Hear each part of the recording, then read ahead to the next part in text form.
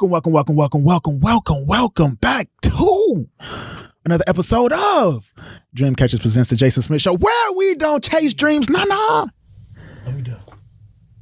We catch them. And who? Ooh. Come on. I was trying to hit it with the vocals a little bit. You know. Who are we here with today? We here with a singer. We here with, I'm talking in my mind, because when I heard this dude singing, I'm like, I heard him live first. That's how I knew he was legit. I heard him live first, because you know they only trying to sing live. People they be shying away from the live singing.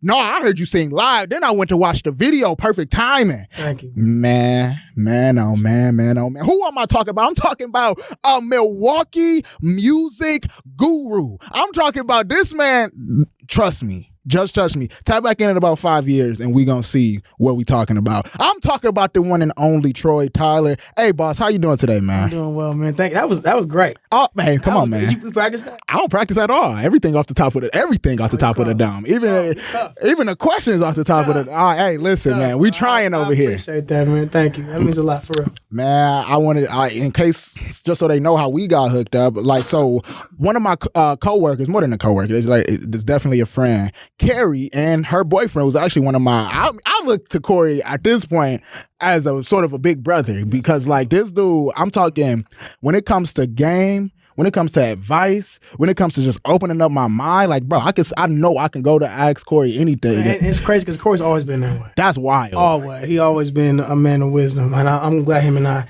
we actually kind of had like a falling out. You know how our friends do. Yeah. But I'm glad we reconnected. He's a great dude for real. He put me on with you. We was at Share the Vibes Festival, and I know you was on the podcast, and then I didn't know that you was they said do a mic check.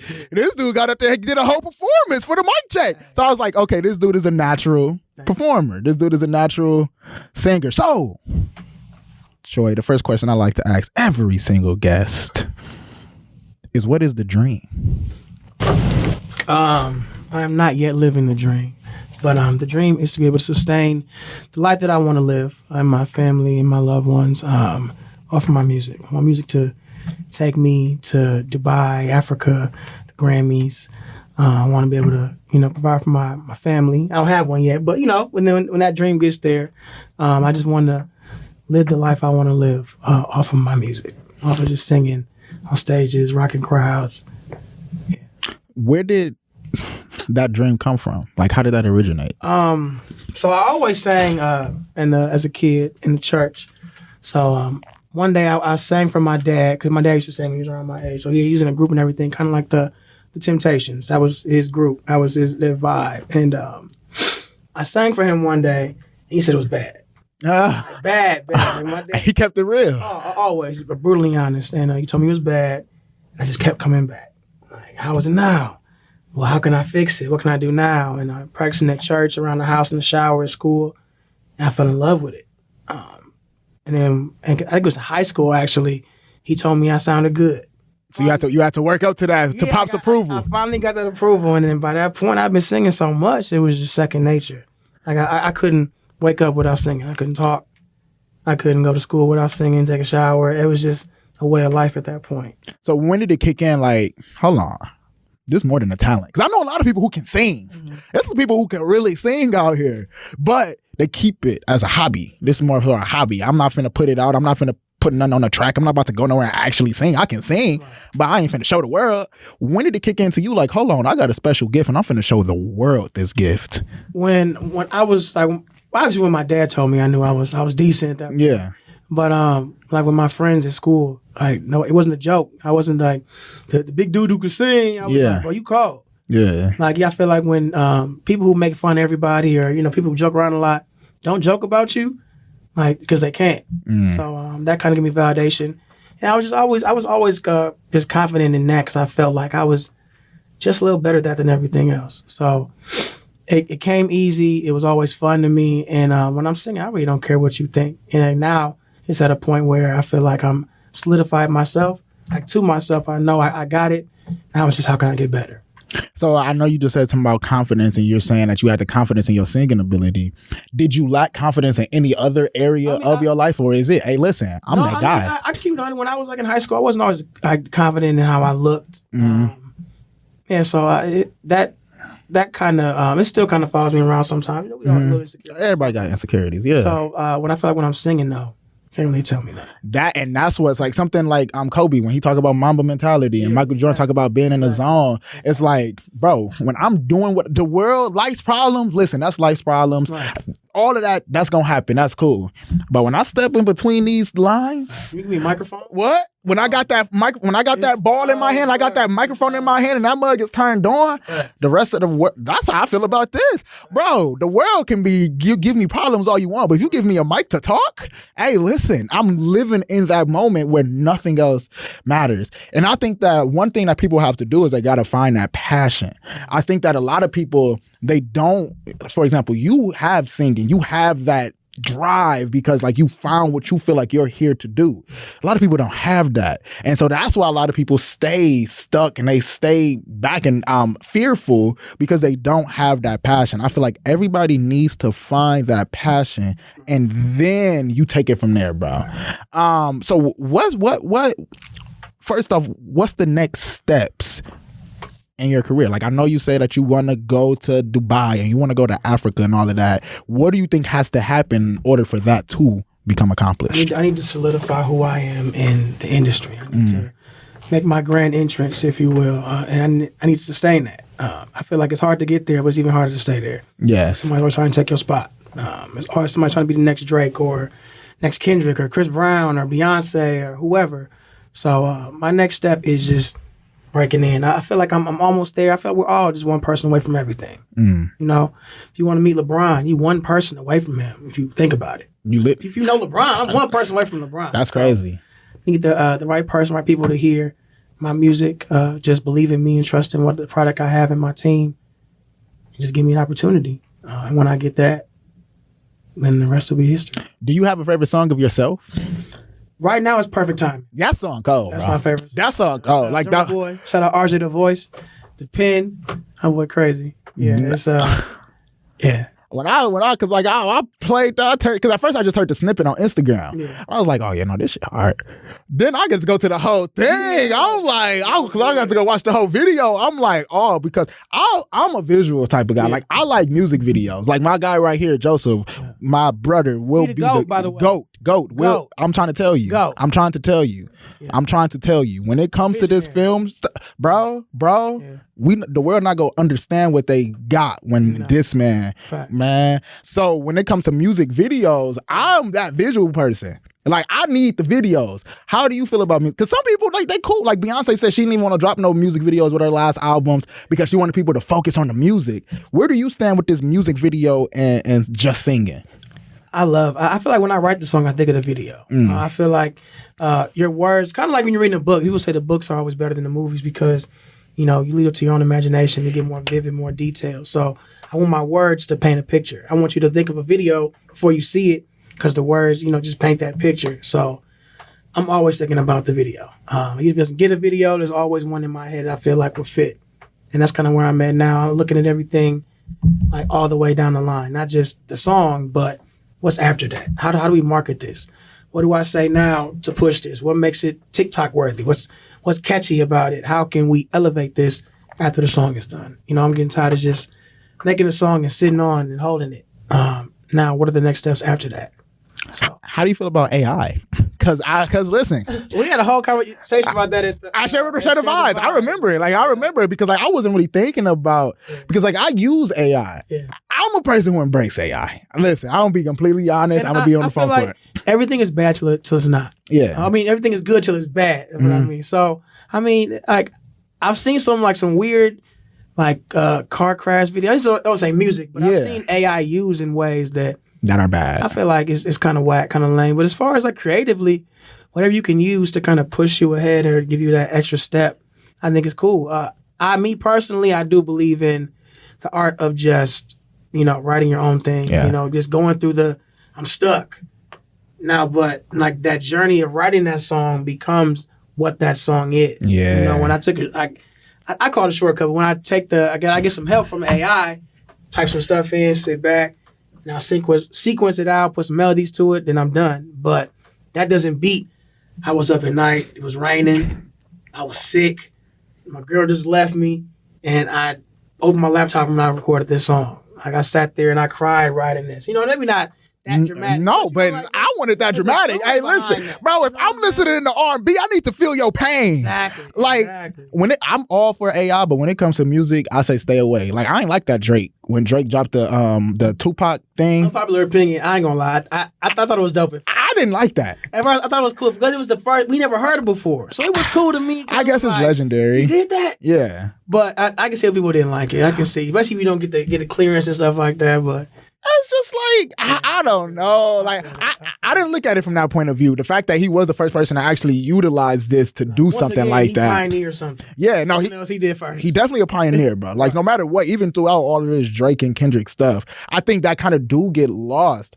The fact that Drake is, I think we really forgot who Drake is. Like, I can sit here and make fun of Drake and clown on him as a joke, right. But we got to understand that this is one of the greatest of all time, bro. Like, and especially you talking about this generation. Like, come on, but he got more hits than Michael Jackson and the Beatles. Yeah. Like, got more slaps. Like that. Like, he got more top tens than, and it's like, what in the world? But I embrace AI in all facets. I use ChatGPT for everything. See, I feel like that's clever. Yeah. If you can't think of an idea for like a pitch or something, but it builds a different idea, cool. I think if you're using it as far as songwriting goes for a topic, I can't think of what to write about, so I throw it in here. But then I write the rest of it myself. I think that's dope. Like, you got an idea and then you built upon that. Not you got an idea and it built it for you. And it built it for you, exactly. Like, even with this, like I use this thing called Opus Clips, and I don't really like Opus Clips. However, what it does is it helps give me that foundation, and then I can go in and I can edit all that, because I don't like the clips that they be rolling out. But if they just format it for me and then they give me, okay, that's what this clip about, then I can go in and put it together myself. Okay. That's cool. And that's how I like that. Yeah. But for you talking about songwriting, what's your songwriting process? Like, how does that work? It actually just changed recently. I used to just give me a beat, I'm doing everything at once. The melody and the words come at the same time. But now I do this thing called top lining. So I get a beat and I start from the top, I just record and I mumble over it. And I feel like that it's just my raw emotions, my first instincts, my first thoughts of how I should approach it. Then I take that, move it down so I can hear it. And I take the mumbles and I put words to it. It's kind of like a puzzle. Like, here's the picture. Now let's put words in the pieces. And that's how I write now. Because songwriting tough. It is. And I mean, it's easier for some than others. And I feel like some songs I've written in 20 minutes, others 20 days. Some took me a whole relationship to figure out what to say. So different for everybody. So when you write, this one of my this or that's. I still want to ask it. When you write, is it emotional? Is it personal? Or are you more so looking for people to simply relate to you? I feel like the more personal it is, the more they're going to relate anyways. I feel like people are just... That's my problem with the AI thing, is the authenticity of whatever the product is of that. People love the authenticity. I have a problem with that word. To this day, I don't know how to say that word. But yeah. People love the authenticity of things. So seeing that you mess up makes me relate to you because I messed up. Hearing you got your heart broke, like, damn, I got my heart broke too. Let me see how he got through it. Let me see what she did to him. Let me see if it matches up with me. So, I'm emotion, and I'm like my personal feelings. My dad told me once, never write about things. Well, not never, but write about things that you know about. It's easier for me to relate to. If I'm talking about a Range Rover, I'm talking about put my key in the ignition, it's a push start. What I'm talking about is a push start. You know what I'm saying? Yeah. So if you don't know about it, either read about it or just live it. And then I feel like I just, writing from my own experiences just makes it easier for me to relate to it. I can put more emotion into it. When I'm on stage, I feel it more because I actually went through this stuff. Because now you can actually draw from that real emotion that you had when you was actually writing that. So now it's just more personal. Now I'm all for that. I like the personal music. I like, but I think something that happens is, okay, artists, they make these songs and they personal as a mug. But do you feel some type of way when people don't understand how personal it is. Like, for example, I can sit here and I listen to Michael Jackson. He got this song called Price of Fame. It's on like a deluxe version of Bad. And this man is literally, even a stranger in Moscow, like when he talking about he feel imprisoned in his fame, like he really sad, like all of this stuff. And I feel like a lot of people just listening to the song, dancing, they just had something with Dirty Diana. And people in the comments saying, oh, that's what this song is about? I didn't even know that. Putting two and two. And it's like, bro, these artists are putting their heart and soul into these tracks, and then fans don't even really understand the importance or the person of, I don't know what the word, how personal it is to the artist. Do you feel some type of way about that? No, and I think I make music for me. People love it, or people like it, people enjoy it. It's not the other way around. I don't make it for you, and I kind of enjoy it. If I put it out, I like it.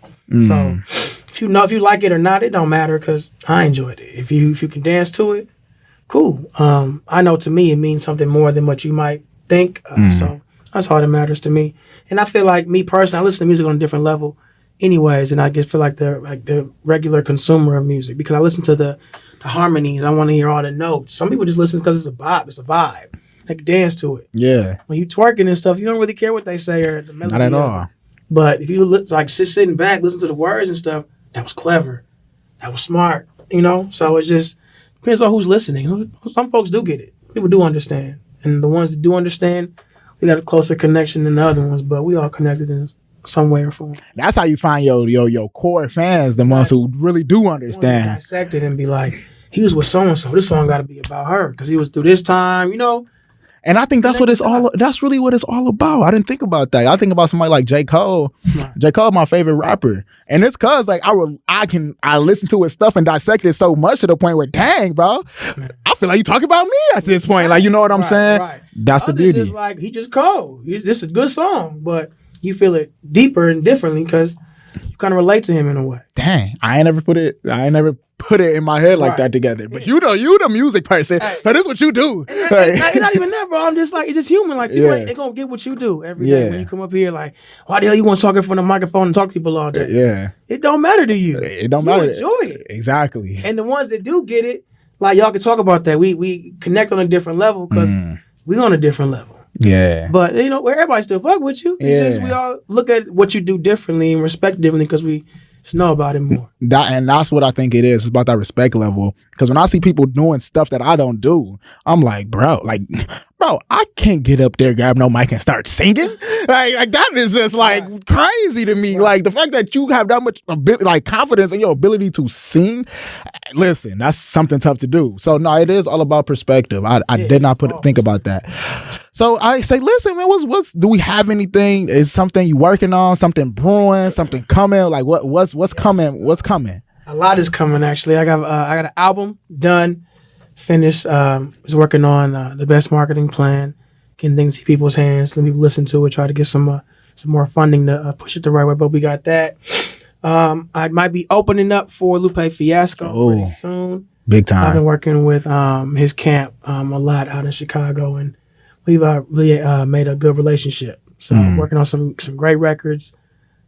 Every weekend I go down there in Chicago, so we've been working on that. I've been meeting some people, writing some songs for some people, famous people. My guy. Some goats, some greats, some new living legends. So my guy. Hey, listen, I told y'all in 5 years tap back in and we gonna see what's really going. We gonna see what's really happening. Yeah. That's all you gotta do. No, that's exciting, bro. That's very exciting. So when did the elevation start though? Like when did you start seeing, hey, hold on, this might be for real? Because now you coming from singing in a church choir to now you saying, look, writing for goats.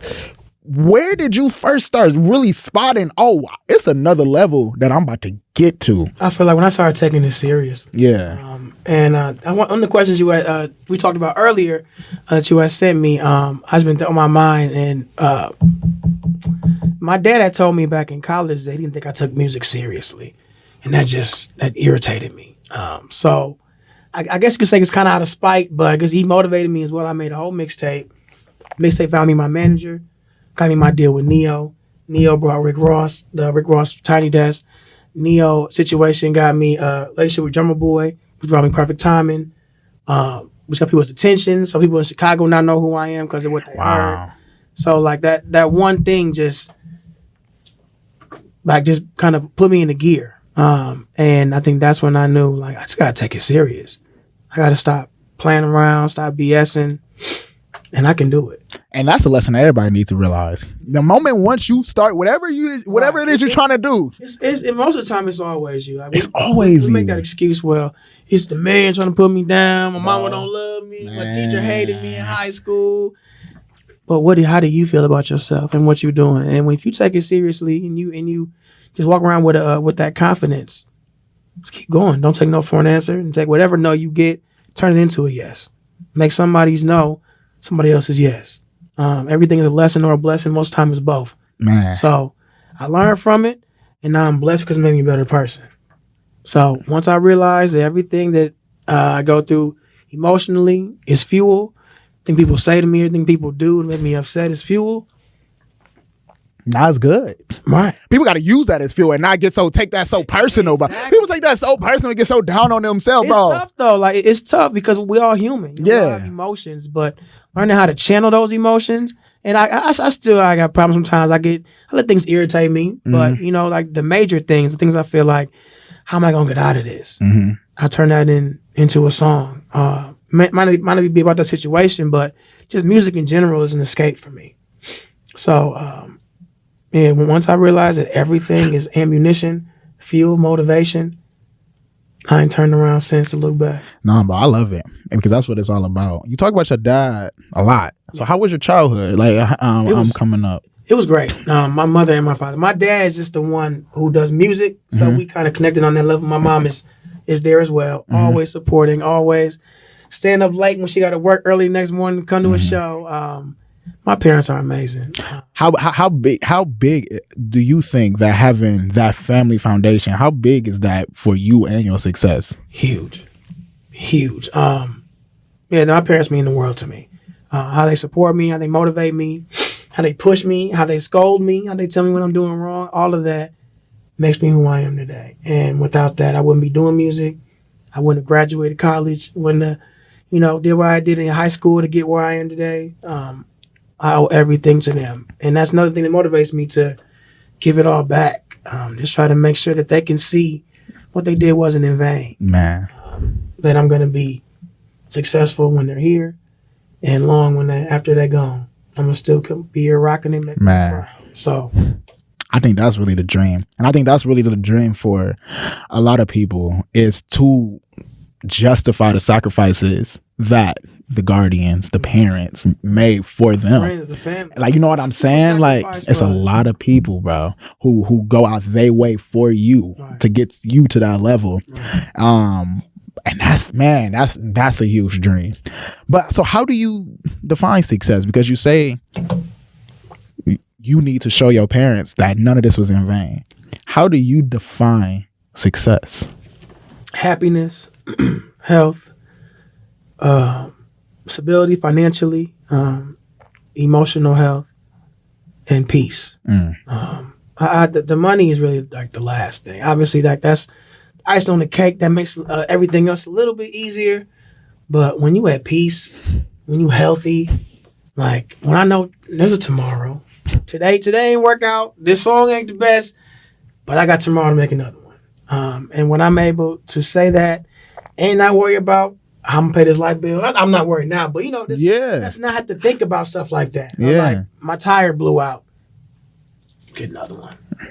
Things happen. But if I have all of those ducks in a row, everything else that comes with life is just another cherry on top. And the way I look at money come with all that. Exactly. Like, right, you have to put in that foundation, you have to put in that work, and then the money comes.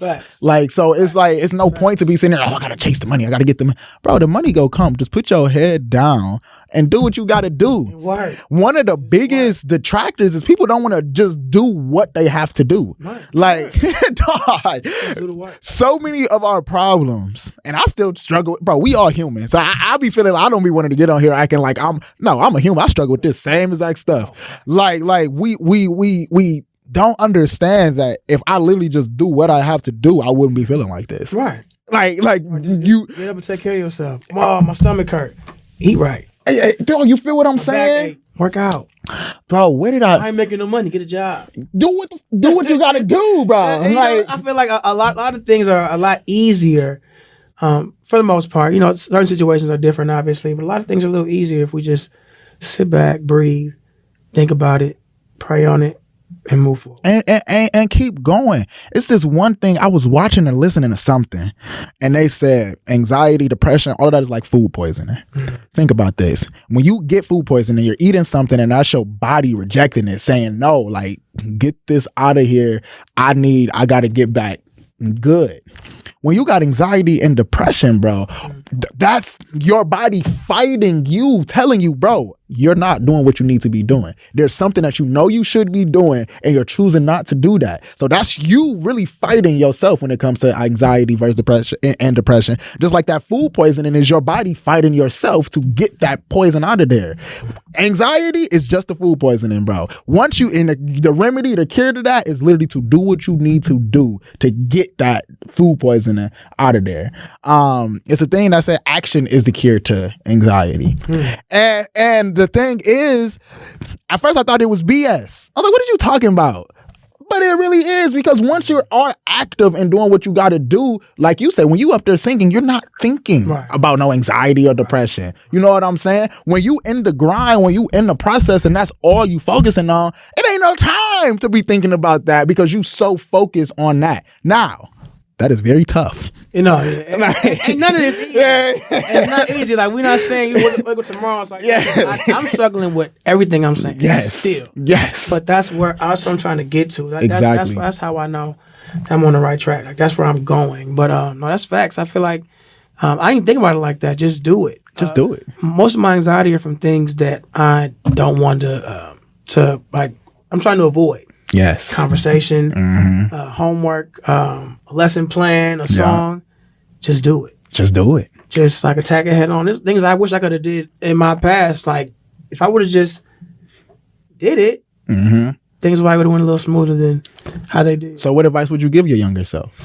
My advice to my younger self is to build strong habits early. There's no reason why I should be forcing myself to get up in the morning and go to the gym or work on my dreams or do what I got to do at work. If I would have just listened to my dad, my mom, just put all that hard work in when life was easier, I'd be so much more farther along. So that's my biggest thing, my procrastination, and just, being unprepared and unorganized and stuff like that. So just trying to make sure that I do those things now is a lot harder. Because it's a little harder to try to make sure I'm organized when I got a million other things to do. Exactly. Bills got to be paid. I got to go to work. I got to sing here. I got to do this. I got to write this song. If I would have just did all this stuff when I didn't have no bills. When you was chilling. When I had no other stuff to do, it would have just been second nature. So just build these strong habits sooner. And then I feel like everything else comes with that. Yeah. Because it didn't matter if I wanted to play basketball or football. If I was already working my ass off to make sure I did what I need to do, it wouldn't matter what I did because I knew I was going to do that, put that work in to be great at it. So I think that's the one thing I really wish I would have just did. And I've been lazy and lackadaisical about it. Just got it done. It's tough though, bro. I sit and do that. I'm trying to get done now. But it's harder now. When you got stuff, because I think of that same stuff when I was in the crib. Bro, I had no bills. I had nothing to do. Like, I had no responsibilities. Like, what am I doing? Like I look back, like, what was I doing? I was just on the game playing GTA all day on the. So shooting civilians. Like, I could have been making bills. I could have, hey man, you know what I'm saying? I could have been forming those habits. But what you're saying is, no, habits are everything. Like, it's a book called Atomic Habits that I had to dive into, and what it's saying is, building habits is all about just getting better 1% every day. And it's not about a goal, it's about a process. So like, a goal is cool, a goal is fun because it gives you something to strive towards. But how do you get to that goal? Your process. And what is your process? A bunch of habits. So that's why and it's real tough. But I would say get this book called Atomic Habits, because what it do, I'm still reading it. I mean, I've read it in the past, but now I'm back reading it and it feel like I'm like a brand new book. I'm not a huge reader, but I'm trying to get into that too. Yeah. But I feel like revisiting things, That'll be a book, a movie, like later on in life, just to see what you've learned since you first did it, or listened to it, or read it, is important. You see the progression. Yeah, it's kind of like a check-in for yourself. Without it, you still enjoy the book, you still learn something, but it's like, damn, this ain't a problem anymore. But now this is. Yeah. Now let's tackle this. Just seeing how much farther you came along. So I'm gonna check that out. I think you check that out. Atomic Habits. Yeah, I'm gonna got you. I'm gonna text it to you too. After. Please do. Appreciate it. Because that book honestly kind of changed my life because it give you the steps of literally how to build a habit, what to do to build a habit. I'm talking got step by step, and if you just follow that, now it takes time obviously, but it's all about getting better, just 1% every day. Like it's not about nobody gonna make an overhaul change, So you talk about how do you practice self-care? How do you get your mind right? How do you keep your mind right? Try to get as much sleep as I can. My downtime, I feel like I'm a teacher, so I talk, yell, and sing 25/8. Man. And peace for me is not saying a word. Sitting in the crib, might be on the game, watching a movie, listening to music, whatever. Just that's peaceful to me. Driving is peaceful. It's a long road trip with some music. Okay. And haircut, manicure. Make sure I feel good about myself. Make sure I look good to me. And I think that kind of helps with my self-care as well, just on a day-to-day. When you wake up and feel like you look good, or you good. You look like, so I tell kids all the time, if you look good, you feel good. My parents told me that as well. It's all about, just exuding that confidence, even if it's not there. Just maybe psych yourself out a little bit. So where do you teach? What do you teach? I teach music at MCP on 38th Street. Wow. Shout out 38th. How do you like being a teacher, bro? It is an uphill battle at times, but it's very rewarding. I have one scholar. He graduated last year. His name is Tyler. We did a song together. But I look up to him, and I told him that he motivates me. He's working on music now. I wasn't doing that in ninth grade. Man, he's playing football. He's talking to girls. Yeah. He putting albums out. He asked the other day, "Who's your manager? Are they good?" Oh, of course they good. How do I get in contact with them? He owned it. Yeah, he owned it. So stuff like that's rewarding. Kids singing my songs at school is rewarding. That's dope. Say, "Oh, I saw you on TV, on TikTok," all of that. That's dope. It's good. But and just seeing that they're watching me, I motivate some of them. And me have a connection, I'm reaching some of them. It's not just he sing, but I'm teaching life lessons from time to time. I'm actually getting these interactions and learning more about myself by talking to them. So that got to be rewarding, man. Yeah, and just learning and hearing their stories. Everything isn't everybody never 2-parent household like me. Everybody wasn't as blessed as I am. But to see that these kids are struggling with that, how can I help? Man, that's amazing, bro. I'm not gonna lie to you, just knowing, that's a main mission for me is to talk to the youth, bro. Because obviously the youth is our you know what I'm saying. One thing I want to teach this year eventually is jobs in music. I told them everybody don't want to sing or dance or rap, but there are other jobs. There's media. I have a friend does makeup. My friend Shalisa. I have another friend, Dag. She is the host at the Packer games. There are other things in entertainment you can do besides that. And I want to have some of my friends come in and speak. So if that's something, if you're down, I'd love to have you come talk to the kids sometime. Bro, Bro. You understand? So look, this is just crazy because my dream is professional speaking. I grew up preaching and stuff like that. Okay. So I'll be going, Joseph, he come with me and he get the cam and I go and I speak to these schools and stuff. And a big problem is only the white schools is letting me in. Yeah. And I'm trying to figure out what's going on.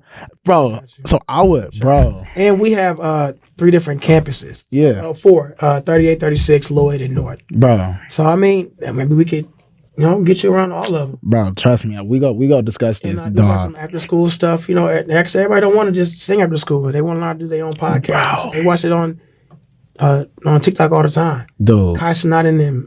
Kai Cenat, how they on A&P. They on front of a camera with a microphone. Bro, after this, we gonna sit down. Bro, after this, we gonna talk about this because this, bro, Man, bro, I'm overwhelmed right now. So, like, really, thank you. Like, this really mean a lot to me, bro. For sure, bro. Like, it takes a village. Yes, a lot bro. of these kids need that. Bro, man, the way God work is crazy, bro. Yeah. It's super crazy. Like, it's just this dog. Like, I'm on a lost word. I gotta finish this interview because if you understand how passionate the speaking is for me, like, man. But, however, let's move on to my favorite segment. Well, one of my favorite segments. It's called This or That. Okay. So this is what I'm gonna do. I'm gonna hit you with a couple of this or that's, and you need to tell me why this or why that. You know, you could get with this or you could get with that. You get with this or you feel what I'm saying? All right. So the first, this or that. Okay. Creative freedom or critical acclaim. Creative freedom or critical acclaim. Being able to do whatever you want creatively. Mm-hmm. Look at a Kanye West. Imagine Kanye without creative a label. Or who's somebody who famous, who not really that cold, but they famous as a Taylor. Oh, I don't want to get people mad. But Taylor's hey, listen. Hey, listen. I'm just not a big Taylor Swift fan. I'm drinking my water. Nothing about you, Taylor. This on me. This is me. Listen, Taylor, you are goated. You are legendary. I completely understand how you redid the albums. I know why you. Listen, you are. I understand you, Taylor. That's not me. But I would say a little bit overrated. But that's just me. That's just my opinion. That's just Jason's opinion. This is not Troy. He already done told me you are amazing. You are goated. I get it. Me personally, I just don't. So would you rather have, and that's crazy, I did not mean to use the Kanye and Taylor. I wasn't thinking that. I wasn't putting two and two together. But so what do you prefer? Creative freedom or the critical acclaim? Because that's a tough one. I feel like you don't want creative freedom when you're not free thinking. I feel like when you find it hard to create with that freedom, then you need that structure. Which really whatever works best for you. But me personally, I'm choosing. Thank you, brother. I'm choosing creative freedom. Let me go in the studio and just do what I feel. And if we got to tweak it. If you got some ideas, cool. But if I know I got that freedom to do what I want to, when it comes to performing it, you ain't got to tell me nothing. Right? Let me take my emotion, put it in a song so we can put it on stage and market it. Don't tell me how to feel. Don't tell me what to say and what to do. In my music, at least. I mean, I don't know everything. So, I'm not afraid of, constructive criticism and, helping me guide me towards the right direction. But musically, teach me how to grow, how to do things better. But as far as what I'm talking about, just kind of give me that freedom at first and then come in and help me tweak it and make it better. No, I love it. I'm all for the creative freedom because no matter what, I feel like you get the critical acclaim from being creatively free. I know a lot of people, but then again, a lot of people, they don't care about the creative freedom. Listen, they just want the fame. And it also depends on what you're doing. Yeah, like, yeah. If you're doing artwork and you want to do it for like TV shows, yeah, they gotta tell you what they want exactly. And they're kind of from that. They tell you like, I need a song about love. Yeah. That's my assignment, but I can do it however the hell I want to. Exactly. So, there's a happy medium, but I definitely choose more freedom than keeping me in a box. Music videos or live performances? Live performance. Oh, wow. I ain't gonna lie, you just shocked me. I definitely thought you was gonna say music videos. So, okay, explain. Heartbeat, especially when I got my band behind me. Yeah. Insane. It's just, like, the feeling is to me, is unmatched because the crowd's reaction, that gives me energy. Who's ever behind me, gives me energy, whether it's my DJ or my band, like that gives me life. And then I feel like that's just raw emotion. Like I'm in that moment. The video is just a moment in time. I can feel terrible that day and shoot a video and make it look good. But I know I got a show to do. I'm gonna put my heart out on that stage. You gotta tap in. If it's heartache, that love song gonna hit a lot harder than how you heard it on the radio or on the MP3 or wherever the hell you heard it. Yeah. Because now I'm really feeling that. Damn. Now I'm singing from the heart. So I'll be on stage any day before in front of a video. Okay. I love both, but on stage is unmatched. That feeling, those lights, that adrenaline rush, like that anxiety before I get on stage. Like I gotta go to the bathroom, I go pee and get on there and just kill it. Just kill it. Yeah, no, I can see it from that perspective because that adrenaline rush when you going live is different. Anything live is just that hit different. And that's where it's like, let me see if you really got it. Yeah. And then that's my. You can't run live. You can't. you can't run live. And like growing up, it was always Motown. It was the Dramatics, Michael Jackson, Smokey Robinson, and all them. Wasn't no auto tune for real. Come on now. It was them in a microphone. That's my favorite music though. Bro. Come on now. It was them in a microphone. It wasn't no enhancements. It wasn't no beam. It wasn't no white chalk. It was just that clipper in that hairline. You know what I'm saying? It was, and nothing beats that, bro. Like it's just, I'm there, I'm here, you here, we in a moment, and it's a memory. Like a video I can go back to, but I'm on stage. I'll never forget how I felt on this stage. Dang, Chicago. That's crazy. Milwaukee gave me. I never thought of it like that's probably that's how artists think about. But yeah, like for real though, I think that's why I love it so much because it's like I remember when the Millennium Tour came and it was like the intermission. Dude was walking around the stadium like, who got some talent out here? I'm up at the top. I rushed down to get in front of him to ask for the microphone, and I rocked that whole place. That's crazy. I will never forget when I hit that note, how the crowd went. Dang. People behind me looking back at the video, how they was dancing. And then, they remember that moment.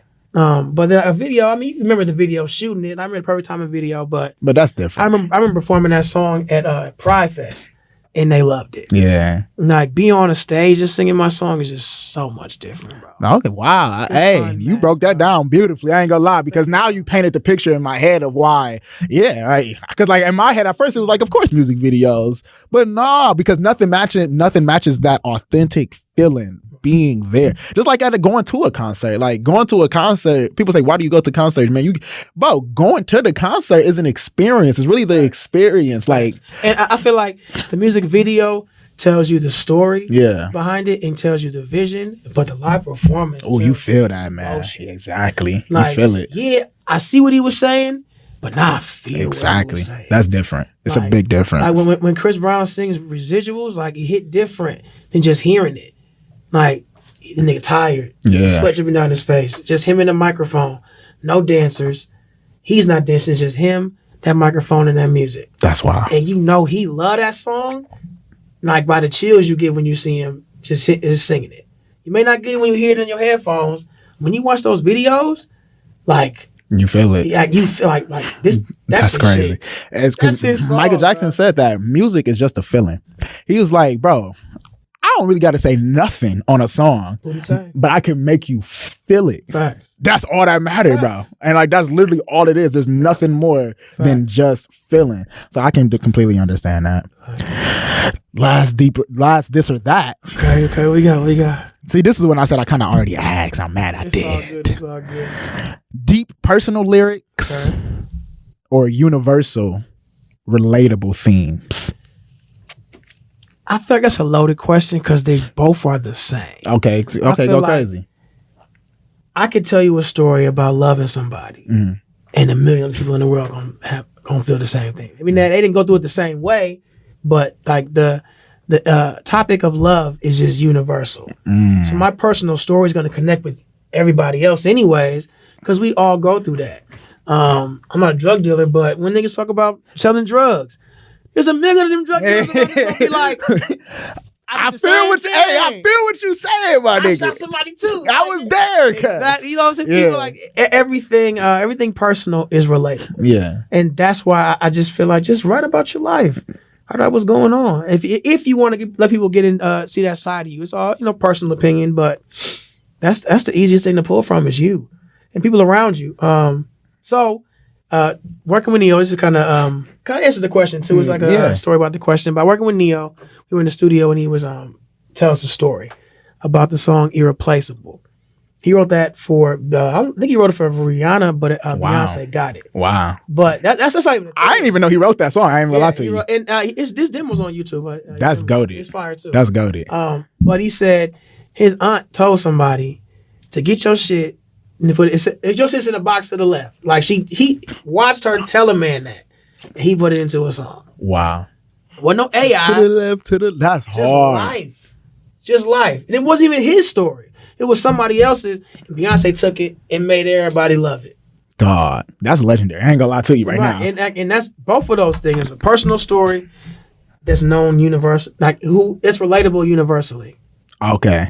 So now I definitely I see the connection. Yeah. I see because and there's so much stuff like that. It's plenty. Another story. I was on TikTok and me and Drummer Boy are super close. That's my dog. We got Perfect Time and Flexing, and we got an album ourselves that we're working on. But he wrote, he didn't write, he produced Shawty by Plies and T-Pain. Oh, so the video is out, and go watch it on his page, give my boy his views. But he said that T-Pain got the record. I'll talk about that in a second. He got the record, did the hook. Drummer Boy got it back, gave it to Plies. Plies killed it. The label, Plies told Drum that the label wants to shop it because the hook was so fire to see who can make the best record. Drum and Plies dropped it themselves, just leaked it, and it blew up. Then it's T-Pain's turn to talk. Come to find out, T-Pain got a pack of like 40 beats at one time. He picked Shorty and Low and wrote both of those the same night. Dog. And I guess they told him that the label wanted to shop the Plies thing. He was like, the dude who got it sounds great. Give him a shot, let him do his thing, and let him rock the song. And if you give it to anybody else, it won't matter anyways. I'm not going to clear the lyrics. Dog. Bro, T-Pain and I feel like Drum are like, Plies owe them. No, for real, because dog, like that's love, bro. That much, bro. That's love, bro, and especially when somebody like T-Pain didn't have to, bro. Right, like you feel what I'm saying? Like this T-Pain out there like that. He already doing his thing. This is T-Pain. Drum's already solidified with the Jeezy and the Gucci. And all like that dog, but they having those two cosigns. They said, forget everything else. We want you to do it. We believe in you that much. Bro, that's legendary, bro. We believed in the personal story you told, then now the whole world. And it connected with the whole world. It was universal. It was universal. Like, and it goes back to that, I see somebody give me a shot. I'm going to knock it out the park. Gave him a shot. Drummer's giving me a shot. Now it's got to do what I got to do. Like we just talked like we just said. Full circle. I just got to put my head down, do what I got to do, keep working on me, my live performances, and just grinding, doing my part. So when those doors open, it ain't no, I got to go grab this, I got to go get that, I got to work on this. No, nigga, I'm ready. Just give me that microphone. All you got to do is stay prepared, bro. Hey, listen, you don't got to get ready when you stay. Come on now, I'm just saying. My dad told me, stay ready, you never got to get ready. Stay ready, you don't have to get ready. Another question you asked, I had already thought about it. What are like some mantras or whatever that I live by? Stay ready, never got to get ready, and never be the worst at whatever you do.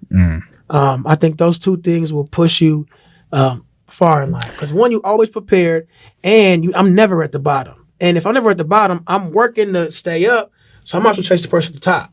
So now that's who I'm chasing. I'm not worried about being the worst. I know I ain't going to be that. I'm going to put some effort in. But now I'm putting that effort in, I might as well be the best at it. So now I'm pushing myself to be better than anybody else. Hey. That right there, I never look at. Just don't be the worst at what you do. Most people, they just aim at, I gotta be the best. Nah, bro, start by just not being the worst. Baby steps, bro. Dang. They didn't build Rome in a day. You know what I'm saying? Rome wasn't built in a day. Yeah. So same thing, like, everybody can't be LeBron. But maybe you're a little better than Thanasis. You feel what I'm saying? Like, you don't have to be like you don't. Right there, yeah, like you. That's all. Because like Thanasis is better than me. You feel what I'm saying? So like, there's somebody you got to beat first. Exactly. To get to the top. Dang. Just don't be the worst. No, I love it. See, these is the keys I'm talking about. What we needed. This is what we needed. Last segment of the day, I like to call it deep dive. This is my favorite segment, deep dive, because I'm a thinker, bro. I like to just sit and think. Facts. That's all I do. I just sit and think, and then I get to talk about what I think about. Right. The question I got today is there a difference, but we kind of go off of what we've been talking about today. Is there a difference between knowledge and wisdom? Because I hear this all the time. Knowledge. Yes. You need knowledge. Okay, what's the difference? Yes. So this is just I ain't the smartest man in the world, but this is just what I think. a homeless man on the street who never went to college can give me more wisdom than somebody who got their doctorate degree. Because there are things that homeless man went through that person who went to school will never have to experience. I don't know what it's like to not have food at night, so I got to get my ass up and go out here and hustle, or whoever the person has to do to get to where I got to be. Like, some people may not have that story because they were never down that bad. And I feel like those are like little life lessons that they can say, well, if I wouldn't have made this wrong turn in life, I could have went down this path. Somebody who just went down the right path their entire life doesn't have these side stories to tell me about because they were always on the straight and narrow. But if I want to know what my DNA structure is, that knowledgeable person is going to tell me. Maybe not the wise person, but he could tell me why, yeah, we all have different DNA, but we all should be respected. We all should be loved because we came from this. You know, we grew up from this because these stories have been passed down from tradition, have been passed down from, mom to daughter to granddaughter. And all these family traditions are how their family is so great. It's because they have these secrets and stuff that, they kept within. They learned it at school. They just knew that there were certain things and that there's a certain way to move in life that they just already had in them. So, man, it's crazy you say that because my brother right here literally was just showing me. This was his forward. Like, no, he wasn't rambling. He was answering. My brother right here. You talk about the homelessness. He's doing a documentary right now. He's shooting a documentary film about homelessness, and he was just showing me videos of the homeless people giving wisdom. I'm talking pure wisdom. Wow. Like, I'm breaking, and I told him every time I talk to a homeless person, they giving me game. They putting me on game. Every single time. Yeah. So that's the difference between wisdom and knowledge. Wisdom is really going to experience. Knowledge is what you learn, what you've been taught. But wisdom is what you've experienced. Fact. I prefer wisdom. Yeah. I prefer wisdom. I think you all need like a mixture of both because common sense ain't common. That's very true. And I know some smart people especially in this world. Who ain't got no common sense. Very true. You know what I'm saying? There's some rich folks who ain't got no common sense. They know how to get the money, but everything else is lacking. You know what I'm saying? So I feel like you need both. Because, yeah, I got money, but now I need to know I shouldn't talk to my little cousin Ray because digging into all the family history and stuff, all the wisdom they done told me, family may not be the best people to go into business with. So it's like this, you can learn that too. But, some folks just learn that from their family and people who have been around the block, who have seen people go down the wrong path. So that combined with the knowledge I get from school, I feel like you unstoppable then. Yeah. Street smarts and book smarts. Turn it on, turn it off. You win. At the end of it, you win with that. You have to. No, you really win. Turn it on. You got to be able to code switch, especially us as black men. Yeah. Because we already a danger when we walk in the man. But, we don't always have to be. I feel like a lot of, this kind of getting off topic, not music. But this is life. Us as a people sometimes use who we are and how we're seen as an edge. And we use that aggression or that fear in who we are to get us ahead when we don't really even need that.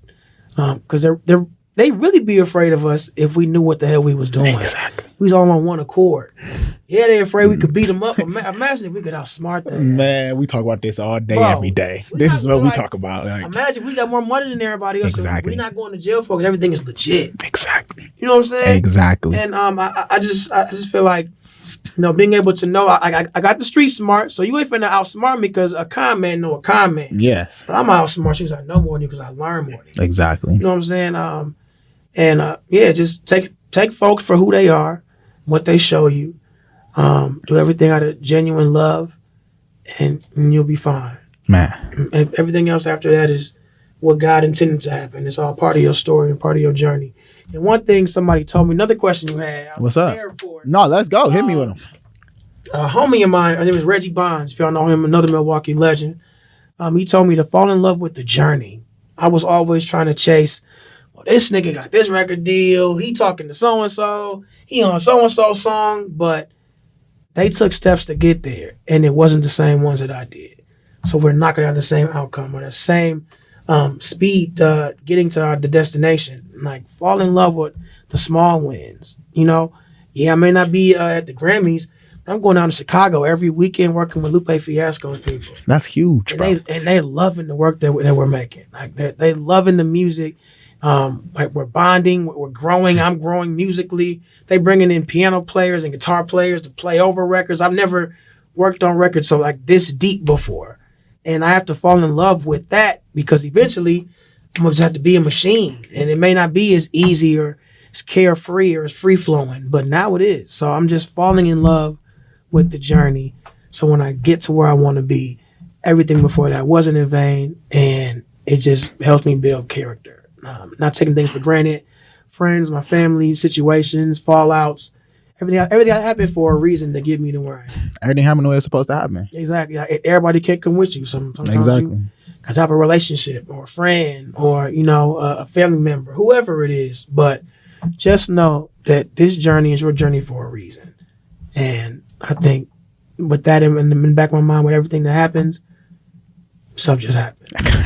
Hey man, Wake up tomorrow and try it again. You know what I'm saying? This a TED talk. I love this. We need to. And this is I'm meeting my homies and my friends talk, bro. Yeah. Like this is what's like really what I think, man. Yeah. I feel like we take things for granted. Life is precious. Life is precious every single moment, bro. It is, bro. Like every single moment. I think once you fall in love with that, once you have that mindset and you can fall in love with the moment, bro, you're going to be so much better off in life. Because a lot of people, we live in the future or we live in the past, and that's all imaginary. It literally does not exist. The future and past do not exist. We are literally always here right now, all the time. Like it's just a forever changing now, but we live in our head so much. That's why it's a book and they called Our Mind a Virtual Reality. It's just like being on Instagram. It's like being on social media. It's like, it's not a real world, but we treat it as if it's real. Our brain, the shit going on in our brain, it's not a real world going on in there. Everything is just how we perceive the world to be. Man, this is getting deep, but that's what it is though. But like, that's what it is. And if people understood that and live with this foundation of dog, we are a lot. Like we here right now, bro. Like this is the greatest gift we could possibly be given. Bro, as long as we are alive, you can always do better. Always. Like I said, people just take it for granted so much, and I hate that. Man. And I wish we value life more as a people, is because it's just so precious, and the loss of life is just so tragic. It's devastating. And you never get to see how you affected everybody around you because you don't have to deal with it anymore. Yeah. If we just took everybody else's lives more seriously in our own, and we're just really focused, we'd be so much farther along. And I hope that I can be motivation to the kids growing up, and they take things a little more seriously than maybe even what I did. I feel like I took it kind of serious, but you can always be better at something. So I just hope that they are a better version of myself, and just keep working. We got the same mission, bro. Facts. And because that's the goal, bro. That is literally the goal. To be that bridge. It's the gap. We just trying to be that bridge, bro. For the ones coming up, for the next Troys, for the next Jasons, for the next, like that's the goal.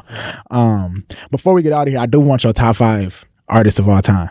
If you have it, if you can think of it real quick, Michael Jackson. Hey, I ain't gonna lie, we can stop right there. No, but I keep going. Be on there. Yes. Michael Jackson, Beyonce. Okay. Female, actually, kind of like the female Michael Jackson. Yeah, you know what I'm saying? No, definitely. And this is all off work ethic. Yeah. Their drive. And this is my top 5. If you don't like it, I don't care. This is me personally. Michael Jackson, Beyonce, Frank Ocean. Mm-hmm. And I'll tell you a little bit about why I said Beyonce, because her work ethic is crazy. Her drive, her impact, and just how she carries herself. I ain't heard a scandal about Beyonce. Oh, wait, she been chilling. Oh, God. Yeah. One of the biggest stars in the world. If not the biggest. Right. Like right now. She out the way, just doing what she loved, taking care of her family, just being great. Michael Jackson, dancing, how revolutionary he was. Yeah, greatest of all time. That's like, you really, that's what I'm saying. You got to say the name. Frank Ocean, I love how he did what he wanted to do and got out the way. He dipped. It's crazy because I ain't heard from Frank Ocean since I was in middle school. To me, it's timeless. I felt like it was different from what I was used to listening to, because it was always the Ushers and the Chris Browns and stuff like that. I feel like he kind of took me out of my comfort zone and showed me a different side of music and like a more theatrical side. He had a song called Pyramids. The video was crazy, but the song itself takes you through so many emotions and stuff like that. Frank Ocean's fire. Cold. Chris Brown. Yeah. Obviously. Another self-explanatory one. What is that? That's 4. That's 4. One more. It's tough. 5th one is always the toughest because there's so many people who could fit that spot. And they not. And I'm not saying they're in order. Yeah. Usher. It's crazy. Yeah. I knew he was coming because, like, in my head, I'm like, "There's no way Usher get left out." Chris Brown with a 2 that I like molded myself after. After growing up, I'm like, I gotta be able to move like Chris Brown. I'm not a big dancer or nothing like that, but just watching them perform and how they captivate a crowd with women, how they got the dudes okay with taking pictures with them and stuff like that. You know, it's hard, especially with R&B when you cater to women to just, be comfortable with everybody loving you and everybody being a fan and making everybody a fan. Yeah. Those are my GOATs, and they all got great work ethic. They're all amazing in their own way. They all goated. Facts. I would throw Bruno Mars in there too. Yeah. I know it's not 5, but another one that kind of just pushes, 6 man. Yeah, exactly. Just somebody else I feel like kind of pushes the box a little bit. Like he did a pop album, R&B album, a funk album. And they all hit. All of them. They all hit. I mean, Bruno been popping. Bruno been that nigga since Just the Way You, or Grenade, and like, grenade for ya. Like, come on now, you feel what I'm saying? Like, bro, then when Bruno came out with the 24K match, it was like, wait, what's happening right now? What is going on right now? It's a little bit of everything. So no, I love it, and in case Michael Jackson is my favorite artist ever. Oh, fact. Like, I'm talking. Kanye is his favorite artist ever. And growing up, we didn't had some of the biggest debates you could ever think of about who, because like I'm standing for Mike, and I love everybody you named, all descendants of my guy Mike. They all, you feel what I'm saying? Like literally everybody you named, and that's why I think influence, bro. When it comes to influence, you got your Mikes, James Brown, Princes, like Jackie, Stevie Wonder, obviously. Like it's a level, bro. And I just love when people show they fucking respect. Oh yeah, you feel what I'm saying? Especially to Mike. Always. Give Mike his credit. Yeah, come on, man. Come on now. Yeah, you have to get. And shout out Tito, died today. Man, we was talking about this on the radio. Bro, we losing a lot of. Frankie Beverly just went, bro. Precious. Who was before that? Because I know Frankie Beverly. It was somebody. Oh, James Earl Jones is somebody, an actor, old actor. Like people James is just. Earl Jones, we can't forget about I'm so disrespectful. Rich Homie Quan. Rich Homie. Shout out to Rich Homie. Shout out to Rich Homie. Bro, take care of yourselves. Yes. And put down them fake pills, bro. And put down pills, period, bro. We don't know exactly what happened, but if, drugs were the cause, take care of yourselves, bro. Be smart. Just stop chasing the good time. Think of after that. There's so much. We be doing goofy stuff. So we don't gotta be doing, and I be getting so mad. Vibe without all that stuff. We chilling. A lot of times we just falling victim to the trap. Like what is being set for us to you feel what I'm saying? Therapy.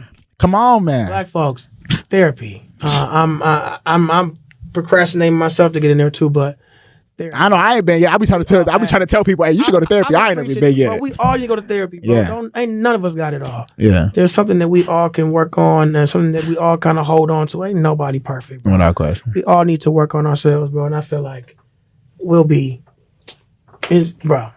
going crazy. So crazy. We'll be on the fast track. We'll be in the fast lane. Like Eminem Royce the 5'9" said, we'll be in the fast lane for real. Yeah. But Troy, man, listen, man, I want to thank you so much for coming out. This has been absolutely amazing. The conversation, it was a roller coaster of a conversation because we went from talking about music to life, break it down to the code in life. Went everywhere. And that's what it's all about. Right. So when I point to you, I just need you to say, we catch him. Okay. Like, we catch him. Gotcha. Okay. You just got done watching another episode of Dreamcatchers presents the Jason Smith Show, where we don't chase dreams, nah. We catch him. We catch him. You know that.